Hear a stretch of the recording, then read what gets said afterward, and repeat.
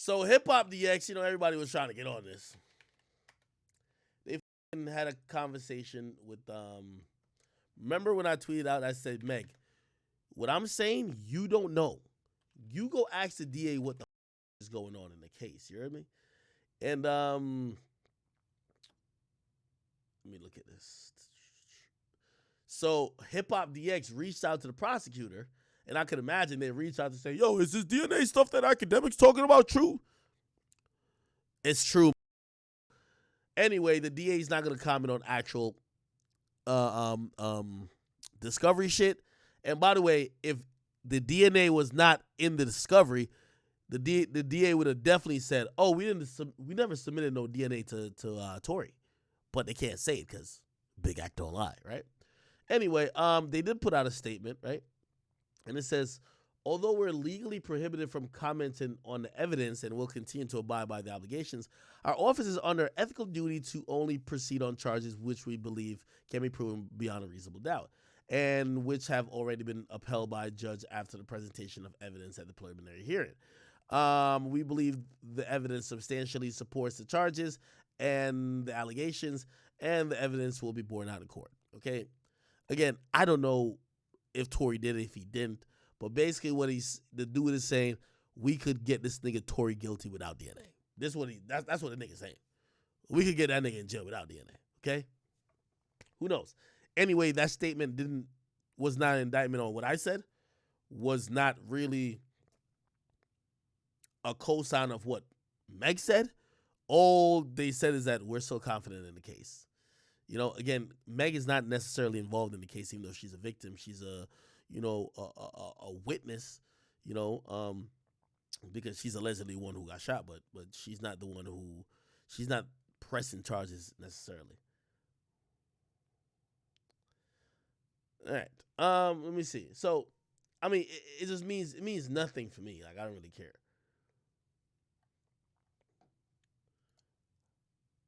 I seen Meg trying to be a little victim though. Like, this was kind of crazy. Like, yo, Meg, let's look at this, right? Instagram.com. Look at Meg's page. Meg has 27.7 million followers. When Meg at me, remember when she was trying to blast me and she at me? Nigga, there was like 1 million people instantly that went to my profile to look at those stories because she tagged me on her story. Meg is seen like millions of people. While she's not a music, behemoth, if you ask me, she, like a lot of other people, have turned, she just like Sweetie, has turned this whole, girls movement into like a social media movement. Now, it doesn't really supply or support their music all the time, but they have big social media followings. Now, why did I say that? With Meg having 27.7 million followers, Meg found the DM from the most ironic profile ever just to post. And I wonder why she posted this. Look at the profile she posted from. Megan Thee Stallion, biggest hater. Why the would you go to their page to find anything positive?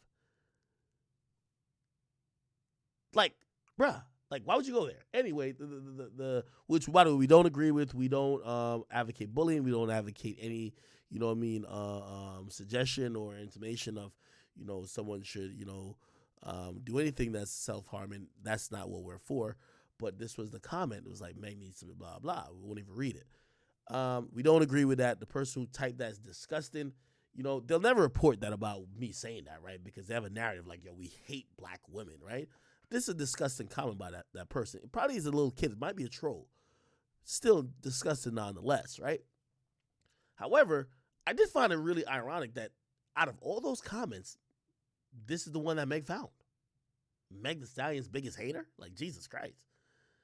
Like, I don't want to accuse her of, still trying to, ring the sympathy bell or the victim bell, but Jesus Christ,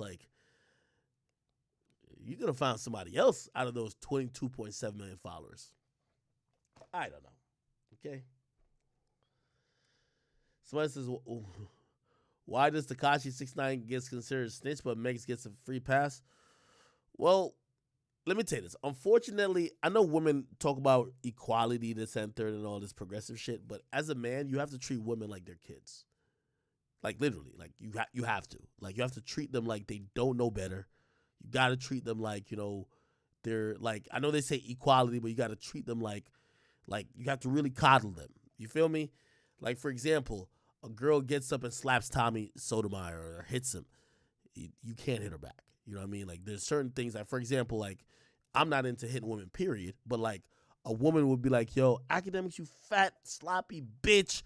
That's why you don't know nothing about hip hop. That's why you this. And I hit them back with the same vitriol. Shorty, you bum ass rapper. You don't own your shit, blah, blah. You know what they say to me? Oh my God, why is he talking to her like that? Why don't you have the same energy for dudes? What? Like you got to talk to women like they're almost like animals. Like pause. Like and let me explain that before somebody takes it out of context. You got to talk to women like it's like you can't have really actual discourse with them.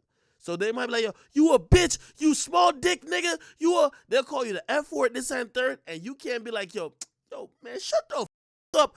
You blah, blah, blah. You gotta just keep it nice with them. You gotta just act like, when a kid hits you in the face or whatever, like, you ever been like taking care of like your little nephew and your little nephew hits you and you just gotta be like, you're just a kid.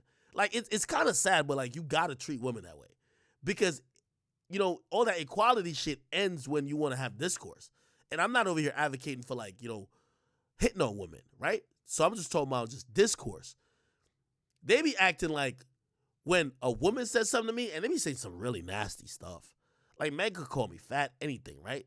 I say she's not talented, like she doesn't own her own music, she's a pawn, which is all facts, right? You know what they say? Oh my God, why are you talking to her like that? Oh my God, like, yo, it's like you gotta just, like, when a woman says that, you gotta be like, yo, oh my God, you're a woman, bro. Like, it sounds sad because that's not what equality is. Equality is, yo, because you're a woman, I'm gonna take what you say. I'm gonna feel it's important, just like when a man says it. And if a man gave me a compliment, like I would be really, like maybe happy. But if a woman gave me a compliment, you'd also in equality be really happy. If a man said something to me like, yo, act you blah blah blah blah, I would say the same thing to them. But when it comes to a woman, you can't. Like you just can't. Like you just gotta just. So that's one of the things where like that all that like equality shit just goes out the window when a woman really says something to you. Like you gotta just kind of like look at them and be like, you don't know no better. Like that's honestly what you gotta do. But I feel like that's so whack because like, yo, I thought this was about equality. And just like how, you know what I mean, like y'all feel like sometimes my words get too crazy for women. Like y'all could say things that could get crazy for me. Like why do we have to like call out gender when we're both now insulting each other? Meg the Stallion insults me, and when I insult her, they now mention the fact that she's a woman. So nobody cared that nobody stopped her when she first insulted me to be like, whoa, yo, you're talking to a man right here. Don't talk to a man like that. You can't talk to men like that. Nobody cared. Go ahead, sis. Tell him, sis. All right, cool. So now I'm responding. As soon as I respond, it's like, whoa, why are you talking to women like that? What's wrong with you? And I'm like, wait, what the f-? It's crazy.